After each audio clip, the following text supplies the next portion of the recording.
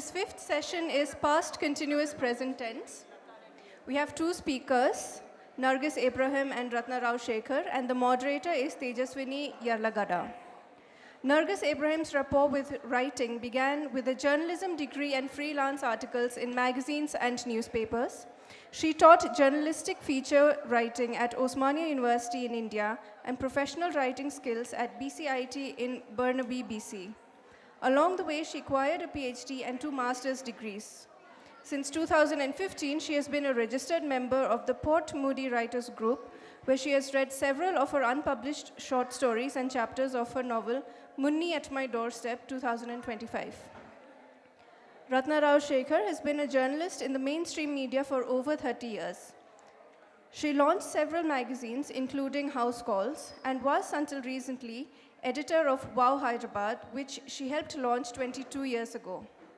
Her publications include a coffee table book, Journey Without a Map, a book on the eminent artist Lakshma Gaur, Lakshma in Black and White, and an edited volume on Hyderabad entrepreneurs for Healer Foundation. Purple Lotus and Other Stories 2011 is her book of short stories, and Listen to the House 2024, her first full-length novel. She is currently working on a book of essays. Our moderator, Tejaswini Yarlagada, is a historian and heritage enthusiast. She leads Bleach India Foundation, which works to preserve and promote India's cultural heritage through research, education, and public engagement. Her leadership focuses on bridging academic scholarship with community participation to make history accessible and relevant.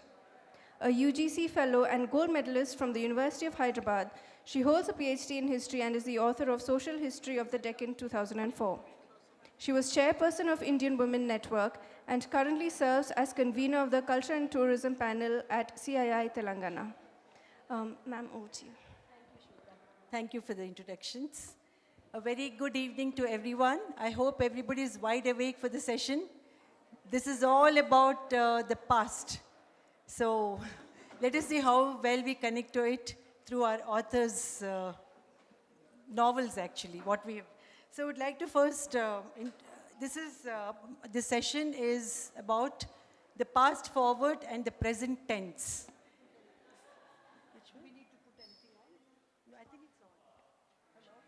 No, it's not on. I'll help you. Maybe this is the switch? Yeah. Yeah, sorry. So I would like to first begin with, I would like to give a brief about each of their books, actually. So Ratna, I want to begin with yours. So the book that you've written is called Listen to the House. I think both their books are available. Yeah, it's available. Yeah, you can go through them, very interesting novels. And they've been written in both the books. Nargis, her book is written also in 2025, and this is Munni at My Doorstep. And Ratna's book, Listen to the House, deals with our life maybe 40 years back in Hyderabad, which is actually, it is such an interesting thing that I could connect to it, every word of it. So I had so many questions to ask Ratna as I was reading it, so I'm looking forward to that, Ratna. And Nargis' book also is an amazing story, which is actually also set in the past, in the 19th century, late 19th century, towards the end of 19th century, where you see a lot of cross-cultural things happening. There's so many things that she has brought out in a very intricate and very beautiful way that connects to what we are doing in today's life age also. So I would just like them to go through their journeys while writing the book, what made them write the way they've written about concentrating on the past. Incidentally, I think it's a serendipity, or maybe the Hyderabad literature people have actually thought that even I deal with the past, so it's a good connection to be here with both of you. So I would like to begin with Ratna because this is about Hyderabad and she can start the connect. Could you please tell me about the characters, Malavika and Hasini, who have really been etched so beautifully in their journey towards, from the childhood to the present? What actually motivated you? So this is basically about two girls who grew up in Hyderabad, and they go transatlantic literally all over the world. Yeah. But they're tied to Hyderabad, the memories of memories actually, and to that house. and which is why it's called Listen to the House. And one is a writer, one is a dancer. What else did you ask? I just wanted to ask about how these characters have evolved through the journey over these 40 years, right? So how do you connect to them in their evolution and identify yourself in that? No, this was, actually this is a very old book which I didn't publish. And then COVID came. I said, oh my God, if I die, at least I should publish this. And I reworked on it. And then that's how it evolved and I got it So I published. just want to know about your reflections on the personal journey in this book. Your personal life, Actually, that's what... in fact, my earlier moderator, which was Suhasini Maniratnam, she said, did you write it by hand? It was actually written by hand, not the laptop. I don't know how she... So Yeah. the pace was different, the way I wrote it. What I found is the book is so real because I also grew up in these situations. This city, which was so beautiful, so laid back, and always, we had time for everything. Now Yeah. we've come to a totally different world. I know all you youngs. Yeah, mid-80s, 80s and 90s and 70s also. All those years In fact, were like totally... Tejaswini said she couldn't proceed too much because she kept thinking of her own life. And how So she grew it up. has the lot of flavors of our journey in Hyderabad, which was always such a beautiful city. Even today, it is a beautiful city, but with all modern flavors, and that's what we grow into. So I'm really glad to see this book here, Ratna, and I would like Thank to you. go through it Good again that I and got again. it published, I guess. Yeah. So I said, there's so much written already. What is it I'm contributing to literature? But then Yeah. when my initial copy editors just loved it. What brought you to this story? That's the first, I wanted Nothing, to I just actually wanted ask to you. write. No, your connect to the city, that's what I want to bring out, in this thing. So that, Actually, the background is the city. Initially, I wanted to place it in Madras, but I felt I didn't know enough, and Hyderabad was where I grew up. So, it turned. I just had a very generic city initially, because Madras and Bangalore are two other cities which I love. But then I said, I've grown up here, and I think we all came from Andhra, and, in the late 60s, I think. And then I said, I've studied here in Rosary Convent and so many things. I said, I know this city the best. I know every gully. I know Nampalli. I know Naubat Pahad. I think half of the audience won't know what Naubat Pahad is. yeah. And we used to hike from Srinagar colony all the way to Qutub Shahi tombs. Those kind of things I still remember. So every time I started, it kept going back to Hyderabad. So which is why. Right. And if you say quite two characters, it's also a lot of, I think I want to be a writer. If I was not a writer, I would have been a dancer, I think. Oh yeah, one of the characters is a dancer in this. Yeah, wish how she fulfillment, is, I think. yeah. So Nargis, I would like to ask you about, I was very happy, it was quite surprising. I was shocked to hear that this is a personal story in Munni at my doorstep. So this is a story of a missionary lady called Clara. Her book is about a missionary lady called Clara. She's an independent working woman too. And suddenly somebody leaves a small baby on her doorstep, and she adopts the baby in such a way that she protects the baby all through. I don't know from where she got the strength. And it is a story of her grandmother. That's what Nargis was telling me. So that is something which is very striking. Could you please throw some light on that? Yeah, so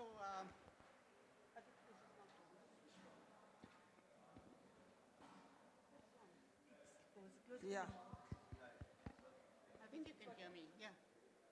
So yeah, anyway, I'm glad to be here and talk a little bit about. Closer to the mouth. Okay.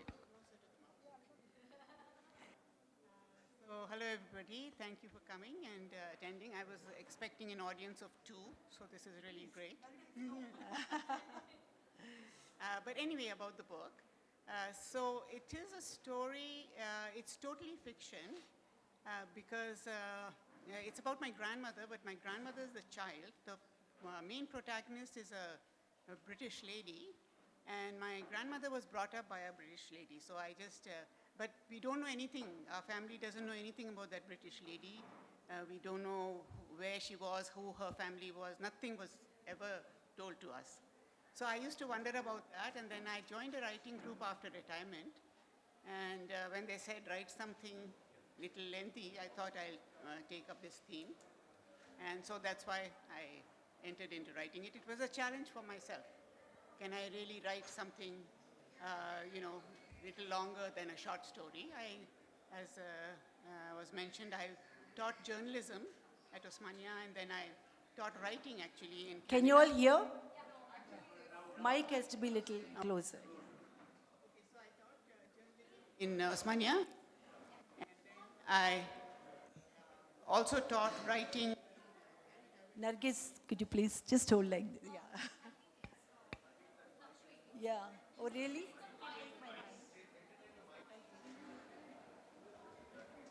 Okay, is this better? Yeah. Okay. Sorry, I'm not used to using a mic.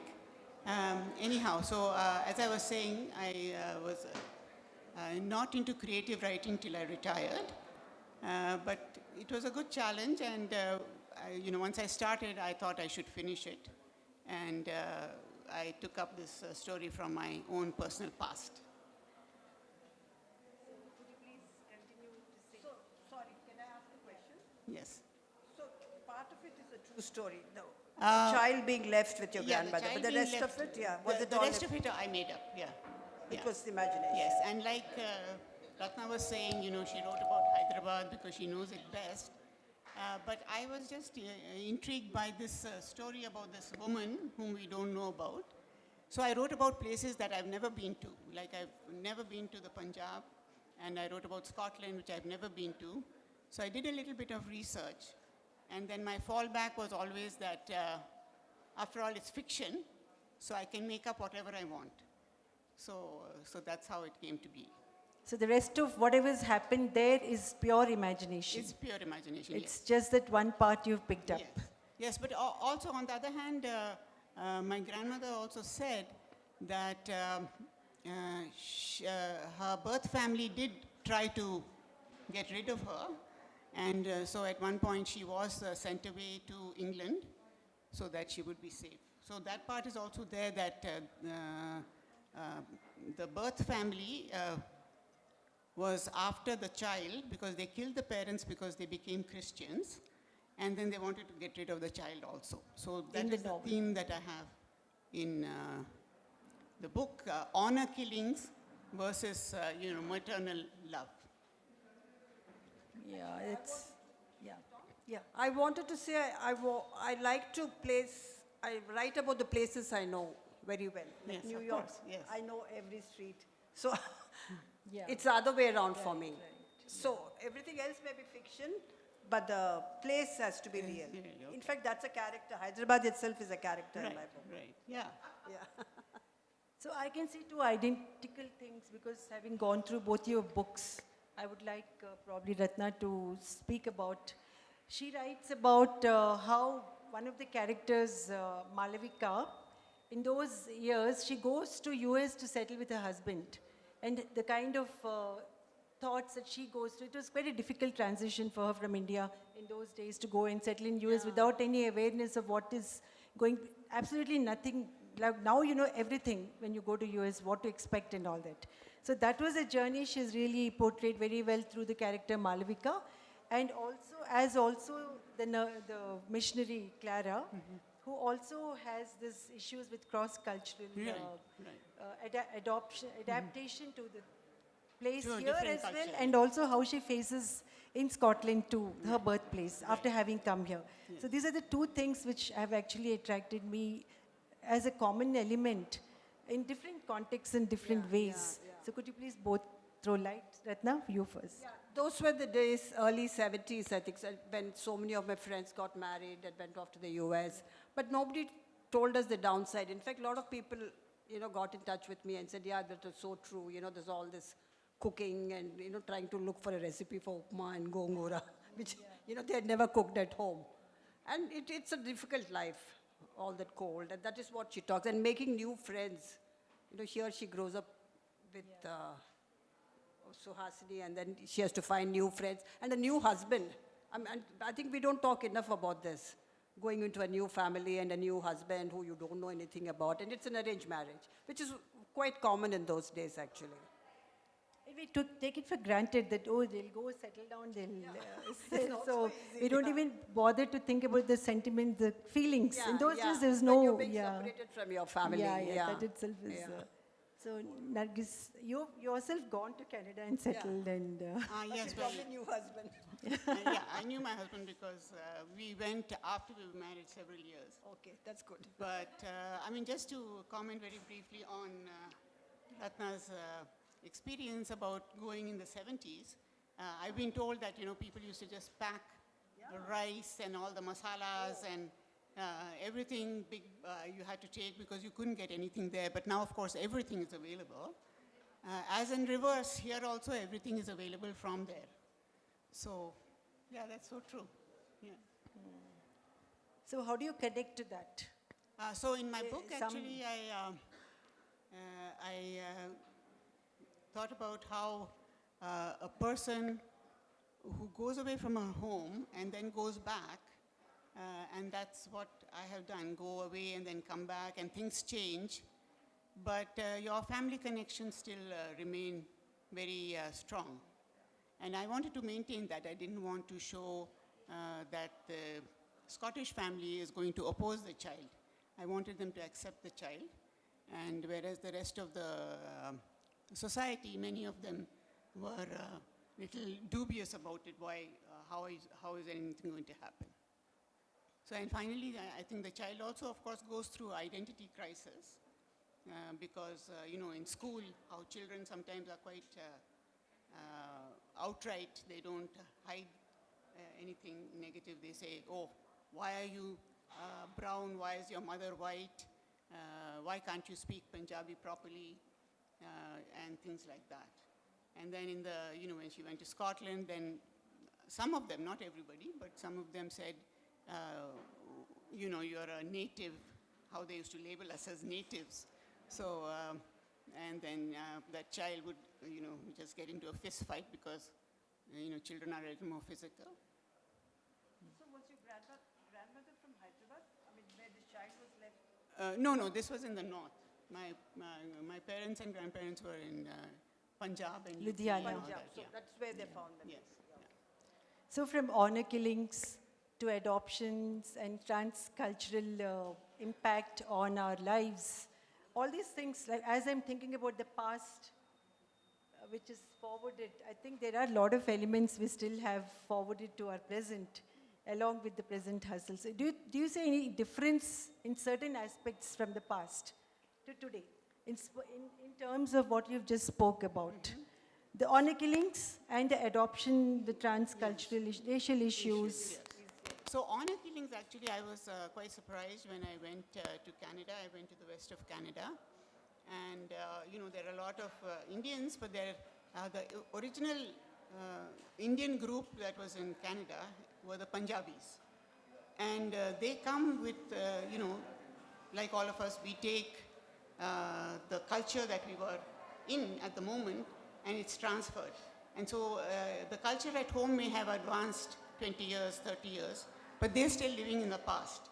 And so I was quite shocked when there were actual honor killings while I was there.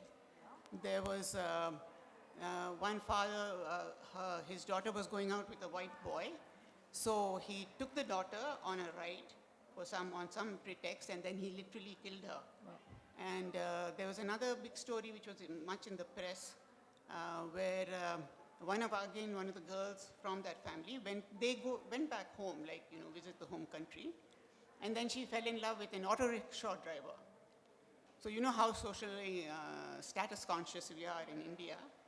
That was terrible for the family, that this family. No, this was in the 90s actually, 90s. So they had that couple killed. The mother and her uncle had that couple killed in India. So anyway, so what I'm trying to say is that it's still Still happening. the same, you're saying. Yeah. Yeah, I'm shocked actually. It's not something from the past. And then, of course, the cross-cultural adoption now is different. People do it voluntarily. Many white families want, you know, children, and then they go to China a lot. Many come to India. So that is there. And then, but the child usually has a bit of an identity crisis before they kind of settle down to what they are. Yeah, thank you for that. So now I would like to come to some characters from Ratna's novel before I venture into yours. So here you have Hasini, who's a dancer, who has a brother, and they're from Andhra area and come and settle in Hyderabad. And you have Malavika, who's a single child, and she's the one who goes and settles in US. Along with them, wanted to understand Siraj. And also Siraj has got a very omnipresent vibe there, where he's always there in the thoughts of Hasini. Right? Not Malvika, yeah. So always she looks up to him like a godfather, as a psychological I think, I don't know anchor. if anyone else had, but you know, I always look Is for it- this uncle who had all answers, or an older person, not uncle as in a Yeah. relative, but some older person, wiser, who read literature, of course, in my case. I mean, it was a very romantic. In fact, one of the publishers said that he could be the center of the novel, but I just killed him off. So after that, he's gone. So he's this old man who's always trying to be. I mean, he's always sick also. But so, he has a yeah. huge influence on Malavika, yeah, she right. takes it to the So Secunderabad all of club. us have this angle to our lives in some form or the other. He used to run a poetry society, which is actually the truth. Banjara Hills, the first poetry society, was in Banjara Closer, Hills. mic close. The first poetry society was in Banjara Hills. So I sort of placed him probably in Banjara Hills. And these old Muslim houses where they have all these photographs and, you know, all sorts of things. That's what your book is more like, we're living there. It's like with maids and, with all the friendships, the neighborhood. She has two tracks running there, letters. Letters And also, might be, that's what. So what made you write letters and at the same time delve into the actual life that they were leading? First of all, I think I like to complicate my life because I will start on one strain, then I go to the letter. So it goes back and forth, back and forth. So it is a bit complicated that way as a writer. Yeah. But why did I do it? It's like the Greek chorus, where you're making a comment on something which had occurred in the past. And there's always a relation, if you notice. Reflections. The letter says about theaters or something like Yeah, that. yeah. And then she goes off thinking about Tivoli and Plaza and all those theaters which have since come down. And the Telugu film she saw and, those kind of things. yeah. So it's like a comment about what had happened in the past. And our generation at least wrote copious letters. We had even pen pals, as if writing to parents and friends was not I know, enough. a lot of letters were written in those Yeah, days. so- do you all write letters today? To each other? Emails? Not Yeah. Yeah. And So- that's a record, actually, letters. Sorry, can I mention that? She Yes, used to yes. write to her husband in Japan, who was in Japan. And she says, Yeah. that's very treasured. I mean, what happens to an email? You just erase it, There's- unless you archive it or Yeah. something like that. Yeah, so it's a record. And if we didn't have all these letters of the British or Nehru, I mean, we won't know what our history is. Today's records are different, Ratna. Yeah. Those days it was different way to record. That is the paper. Today we have many other means, the drives and No, the drives, how many drives do you have? I lost everything. Yeah. None of my earlier articles I have. Times have actually. moved on. Yeah. And also, so, I mean, I don't want to take too much time because I want to open it up for the question and answer. But before that, I just want to talk about Clara. Clara's world is a solo career.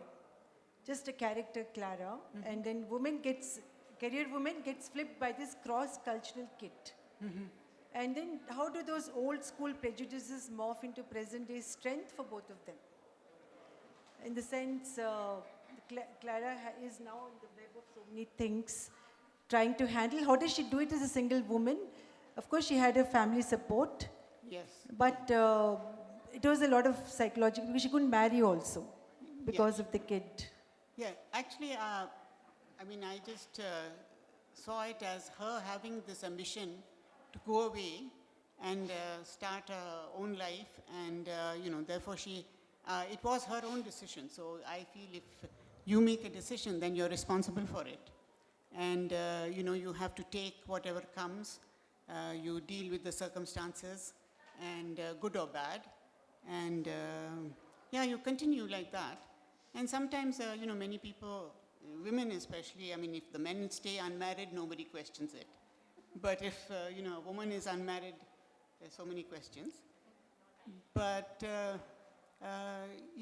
these women decided to stay unmarried and, go on with their careers as it were. Nobody thought of it those days again as a career. They just said, okay, they were missionaries, they were nurses, they were doctors. But those women were determined to do what they had to do, and they did it quite well, I think. But I feel here Clara had no choice because she didn't go for adoption. It was Yeah, like, it was left on yeah. her doorstep, yes. It was not a choice that she made. Yeah, it's not a choice. That's true. That's Yeah. true. And after I started doing a little bit of research about, missionaries in India and all of that, I found that she was not the only one. It was not a unique situation. There were several women missionaries who had this happen to them. The child was left with them. People said, please look after my child. I can't, and so on. So she was not the only one. There is one real life situation. I have a friend there in Canada who has this other friend who adopted a girl in Andhra, actually. This was in Andhra near Vizag. And she was happy. She brought up that child very well and took her to Canada. But that child faced so many hurdles in Canada, particularly cultural and racist even. So things like that were not uncommon, I would say. Yeah, thank you. We didn't know about these things. It's a nice subject, actually. Yeah. It's a very Yeah. beautiful subject. Yeah, Thank you. Thank you. thank you. So I'd like to open the session for questions and answers because it's going to be an interactive session, actually. These are all, yeah. Could you? Yeah, actually, waiting. Your name? I think some give her a mic. Yeah. Hi, ma'am. I guess both of you have written a lot of non-fiction before, and you'll have a journalism background. And you wrote fiction after a while, right? So how was it to pick up fiction, especially, I do also have a journalism background, I'm a writer, but I struggle with writing fiction. And the writing landscape is filled with a generation that's younger to me, and they hold like the cultural zeitgeist, right? So how was it for you to pick up fiction later in life? Especially when you wrote so much non-fiction. Yeah. No, I'm a journalist, basically. Yeah. But why I took up journalism was you can't make money out of writing. You have to live, right? And writing that kind of factual stuff where you're supposed to quote somebody to the precise point, this was complete freedom. I mean, I could say whatever I wanted. So it's complete freedom. Absolute. It's one of the most enjoyable things in my life, actually, writing a novel. It sets you free. Unlike journalism, you have to stick to facts. Yeah, you have to stay, even however creative you are. Though I was never a news reporter, even as a feature writer, you have to stick to the thing. So it has been complete freedom, and I enjoyed it. But I'm not sure whether I write another novel. That's a nice It's a idea. very tough, it's really a tough thing. You have to commit to that. I used to get up every morning and write at least some 2,000 words or something like that. And then there was a lot of rewriting and, editing. It went on and on. How long did it take you, the research, the writing, the editing? There's no research later on, I would.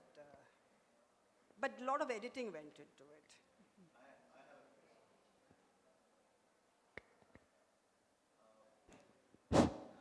Ma'am, very interesting outline of the stories for both of you, but my question was simple. I wanted to check how much of the story actually is a part of the lived experiences that you have had and how much of it is fiction for both of your cases. And especially, how difficult did you find after being an editor of one of the leading magazines, glamour magazines of the city, to actually bring back, write the story, the story the way it has panned out now. And in your case, ma'am, is the reflection of the life that is led over there by the child in an alien environment and a culture, some part of your lived experiences as an adult or as a teenager in those conditions? How much does it actually, how much of it is lived and how much of it is fictitious, is what my question to both of you is. Yeah, that's a very good question. And yes, I also, I didn't really become a career journalist. I was a teacher of journalism. but I did write here and there. So when I decided that maybe I should try my hand at creative writing, it was quite a challenge because, I thought, how do these people come up with these ideas and create all these characters and situations? You have to have a plot, and then you have to have a conflict, and then you have to have a climax, and then you have to have a resolution. That is the pattern, I think, for fiction. So I just thought it was a nice challenge for myself. And as you were saying, how much of yourself goes into it? Personally, I think that a lot of yourself goes into it, even though you call it fiction. So many of the things of my main character is probably the way I would think, rather than somebody else would think. And and then, like Ratna said, it's such freedom to just write and make up stuff. Because, like I said, I haven't been to the Punjab much, and I haven't been to Scotland at all. So I had to do a little bit of research. But then when I got stuck with the research, I said, no, I'll give this name for this street. And that's okay, it's fictional. If anybody questions me, I'll just say, sorry, it's fictional. Yes, yeah, yes, it is, yes. No, probably this was my journalistic training. I thought the cities had to be real. I didn't want to make up some lane which was not Nampally or Sultan Bazaar or anything like that. It had to be placed in a real city, whether it was New York or London. In fact, I checked with one of my friends about London, whether that Covent Garden, and I mentioned all that, whether this is actually happens, these kind of things. So it's other, I didn't make up anything. Yeah, no, I didn't make up the places. Yeah.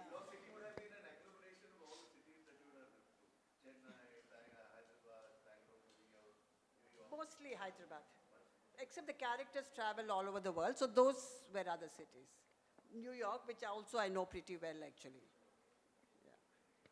Yeah, so I didn't make up the places, actually. The places are there because But you added you streets, have you to said. yeah, I know. But you have to be a little authentic. So, Yeah, I that's what- brought in a little bit of history. I did a little bit of research, what happened. And at the end, there's also the Second World War and all the destruction, not Second World War, First World War, and all the destruction in London and so on. So it's a mix of That's both. what I was thinking, because the places are not Yeah. so fictitious. Yeah, not fictitious. As any other questions here? Anybody wants to interact? Here, okay.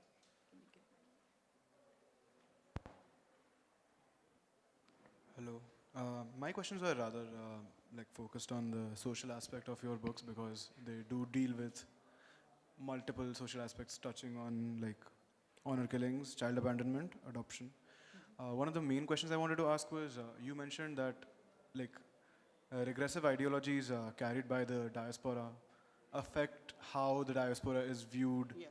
in the metropolis, as to say. So currently that is being used as a cudgel to beat the immigrant population with, and that affects how the second generation or third generation lives, by ideas that they did not carry. Right. And the third generation or second generation, they'll always feel like fly in the milk. They do not identify with their parents' generation. They don't identify with the more homogeneous white populations that are in the West. Yes, and again, with the adoption, there comes because of conventional ideas, parents do not really identify with their foster child as it's their own child. They always want a biological child, as we are aware. So how does that affect their parenting of the child, and how does the child feel about that? Well, what I've read, and again, I don't have personal experience of an adoption, but what I've read and what I've been told is that the parents, so look at it from the point of view of the parents, they want a child so much that they go out and I'm talking about people who voluntarily adopt a child, not like this left on your doorstep. They have genuine love for that child. The child might question, the identity crisis will come for the child, but not really for the parents. So from the point of view of the parents, I think, they don't distance themselves from the child, but the child will feel it because the rest of society will point fingers. Even if the child is happy and settled, and like you said, the immigrant population, first generation, they stay in their old cultural, they remember all the culture from their homeland. But then the children who are born there have no idea about it, right? Except the stories that their parents tell them. So there is a bit of a disconnect there that goes on. It's a universal problem. So, okay.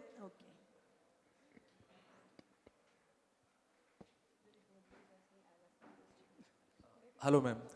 So my question is, as a writer, when you decide on writing a novel, what is the primary force driving that decision? Whether there is a story which just wants to get out of you, you feel a sort of compulsion to write it, or you want a lot of people to read it, because once you write it, a lot of people may not read it. So what is the primary force which drives you to write?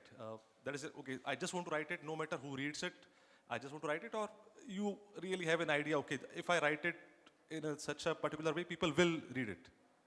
I wrote it because I love writing and reading. It was like a way of paying tribute to all that I love. Because there's about reading and travel and so many things. Why I wrote? Because you want to complicate life. It was a lot of commitment. To be a writer itself is a commitment. Which people don't realize. I mean, I could go for parties and do fun stuff. But I didn't have any message or anything like that, I felt. The only thing was I did want to portray an old Hyderabad which has completely disappeared, which was my thing. And I think the oral histories of the way we lived, what we did, is very important in some small way. I never thought I would get published or become famous or anything like that. It was just for the pleasure of it. So there's no pressing need to do it, yeah. Yeah, same. I totally agree with Ratna there. It was just, if you like, a challenge to myself. That can I write it, and I have these stories in my head. Let's try my hand at it, and let's, it's literally word by word, sentence by sentence. You have to construct the story in your head, even though you have a general plot line. And I think most writers do it for that reason, rather than to be published and to be famous. That comes afterwards. Can you elaborate on the process of writing also in the same breath? I was just thinking right now that the whole thing comes in images, cinematic images, whether it's Hasini's dance performance or, Malvika walking in New York. So it comes as pictures actually, and then you put it down. I had no idea when I sat. I knew it was about two friends, and the connection was to Hyderabad.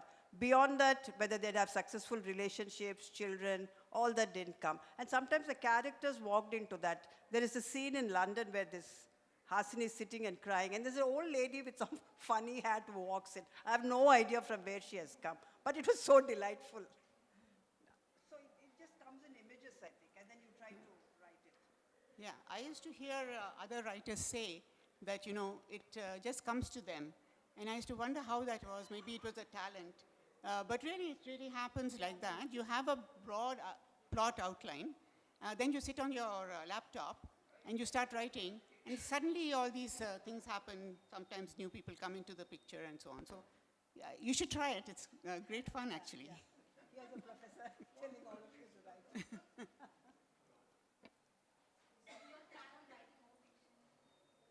Should I?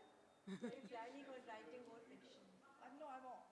Actually, this was one of my earliest books. So before this, I'd published short stories, Purple Lotus. That came out much before. That was released like about 10 years ago almost. And now I'm doing a book of essays, and part of it is from WOW. This is editorials which I used to do, which people seem to love. So I'm just expanding on that. There is a novel in the mind, but you have to have the will to sit there and write it. But it is there, I've started that. But this is going to be a slim novel. So as editor-in-chief of WOW magazine, and you've actually chronicled so many things in Hyderabad for how many years? WOW itself is 22, 22, years, so yeah. it's been such a long transition. Yeah, I really know Hyderabad, See I that, think. yeah. You would have seen so many changes yourself. So Yeah, that's, yeah, I've seen, in yeah, fact, that's yeah. what, Yeah. in contrast with what you In fact, have. when we started WOW, I said, it's not that yuppie, hippie Hyderabad, what are we going to write about? And as we went along, and new things were opening here, new things were happening here. So that's a new Hyderabad which has changed. You all must be reading WOW magazine, right? It's all about what happens in Hyderabad. Every month, it's a beautiful magazine that comes out with with Ratna's picture there. And the whole thing is like, it's very important to see that magazine to know what's happening in Hyderabad. Yeah, so actually, just to conclude, what I felt about, anybody else wants to ask, please?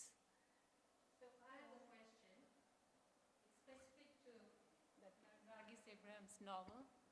So in the end, Muni, after she gets married, she's angry with her stepmother, I should call her, and she walks away, and then she does not communicate with her, Right. does not tell her about her pregnancy, her child. Clara gets retired, she goes back home, no communication, and then she gets married, no communication. Right. So it just seemed like Muni was very ungrateful, total lack of gratitude for all the past, except the one incident that because she didn't tell her. Yeah, but that's The an his- important thing, right? Yeah. And that's part, I mean, that's the core part of anybody's identity is who your birth parents are. Is very important. Even if you are not exactly happy with your birth parents, you still, that connection is there. Nobody can take it away, even if you want to throw it away. So that's what I was trying to convey. And like I said, going back to my grandmother actually, who really didn't talk about her foster mother at all, at least not to us. So she also may have had that kind of, resentment or disconnect, whatever it is. But for her, she wouldn't be alive. Yes, exactly. So that yeah. reason itself Is should there, make her, yes, yeah. yes. So it just seemed a little harsh. Yeah, well, actually, the harshness is I thought, make it a little interesting, make it harsh. Otherwise, you're just sailing along like that. There's no point. So just to wind this up, if there are any more questions? We have time, so we can take. It will be a quick one. We have As time. as you are documenting Hyderabad events in it and what is happening around it, I see Hyderabad lacking in art spaces or discussions or gatherings in general in terms of culture and art. I see Hyderabad lacking when I compare it with other cities. I still see a lot of events happening. I attend a lot of them like this, but what is the vision that you see for Hyderabad in terms of art and culture, in terms of plays, in terms of music, in terms of theater, anything as such? Think of the Museums. literature festival. I mean, see how huge it is and how many people have been coming. So in some ways, people said nobody wants to come for these kind of things, which is not true. You have to create it. We have to create these spaces. But of course, we need a lot of funding from corporates, from government. And I'm sure there's going to be an audience in Hyderabad. But compared to, I know, to Bangalore especially, I mean, it's far ahead in terms You're from Bangalore? yeah. Chennai? You're from Hyderabad? So you miss cultural spaces?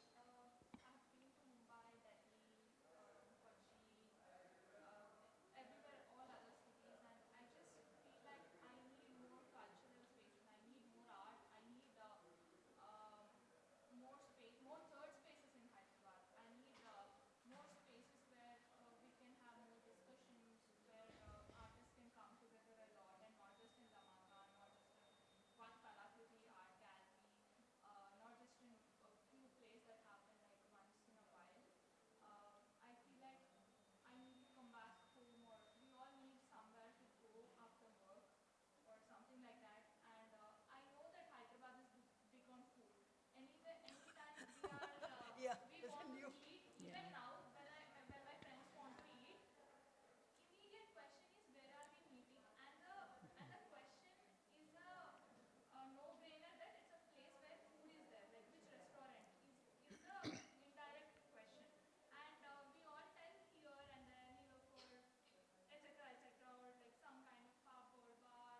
But now coffee spaces have come, which I think is very interesting.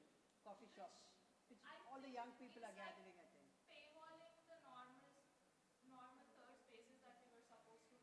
Yeah.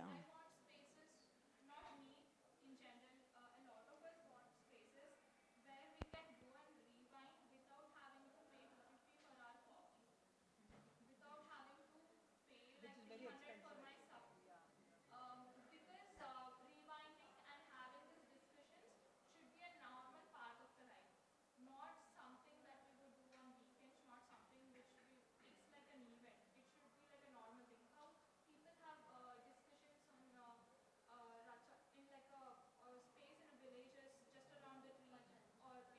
Rachabanda. Yeah, Chowpal. Yeah.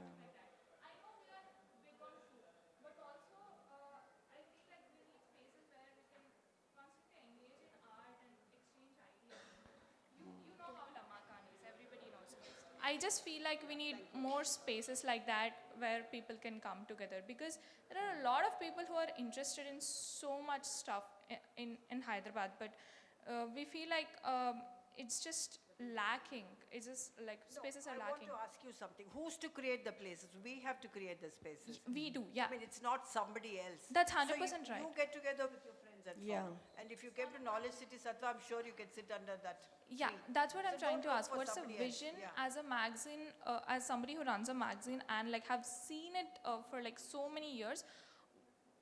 What do you see for Hyderabad in terms of art and culture? Like, do you think there should be more spaces? What kind of spaces do you like to? Spaces, but who's to create is what the question is. And I feel, why can't your generation come forward and create these things? There's Yeah. nobody preventing you, yeah. That's right. I'm Yeah, I think 100% sure that's we should take it up. Yeah, now things are happening. Yeah, now Actually, more different pockets, and a lot of people are taking initiative. We need to have more bandwidth and also awareness towards what is happening. Maybe we need to have a space where you get to know what's happening, where, and all that, so that you can just go and do. And also, some people have to take initiative. Bring groups. Interest groups are always now the flavor of the season, right? So you come together and then you have space on the net where you can have your own groups and then ask people to join whenever, wherever. So more options available in today's world. We have to make it happen as youngsters, actually. That's the thing. Yeah. Your trekking groups, your talking groups, yeah. It is an effort in the initial stages, yeah. Yeah, yeah. What she feels and what she wants that she made, I think a lot of us feel the same. In your generation, my generation, but I think we're in a smaller number, and we are completely. Yeah, obviously for all the young people are going to pubs, who's going to give us space to meet? Yeah, so it's fault. Competing with biryani and Telugu movies for the cultural space, and Telugu movies, is it? I don't think we can stand a chance. Let's make this cool.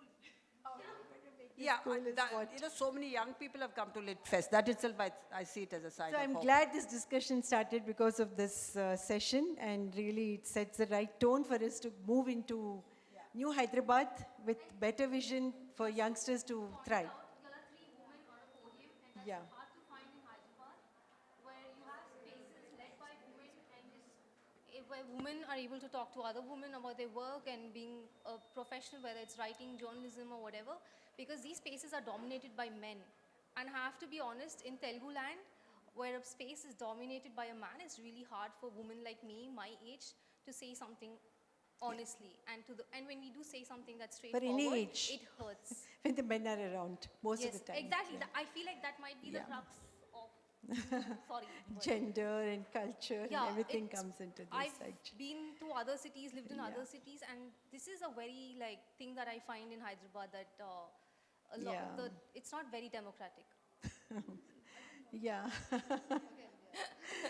So you're from software companies or just No, I'm from I studied in journalism, you said, right? Yeah. Yeah, what? Software. Names? Aishwarya. All of you joined with us. She does a lot on heritage. No, yeah. No, there are a lot of things that are happening. I'm very Yeah. hopeful. I'm very positive about the city. It's just that the youngsters have to make it a movement in whatever way you please reach out. We have a lot of things happening also. I'm sure it's still not there where it should be. There is a growth. It just started. And a lot of elements are coming into action. So let's hope for the best for the city and have more celebrated novelists like Nargis and Ratna, and many more from all of you who are going to talk about the city's growth and also so many other things that you experience here. So for you people, it's sky's the limit today with the net, with what's happening.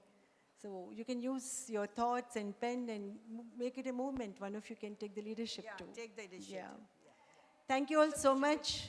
Okay, Ratna, you have some more to talk? No, I just wanted to thank you. Yeah. Yeah, I Thank would you. love to thank all of you Yeah, for and all of you for participating coming. today. It has been an amazing session. Thanks to you all, and thanks to the Literature Festival and Shweta for the Hyderabad Lit introductions. Thanks a ton to Nargis for coming all the way from Canada to attend this session. It was lovely reading your book. And Ratna, of course, she's part of the fraternity here. And amazing, Ratna. I heard so much about you, just met you. And I'm surprised I met you now after having done so much in the city. Both of us belong to this part. Yeah. Thank you once again. Yeah. Okay. Big applause.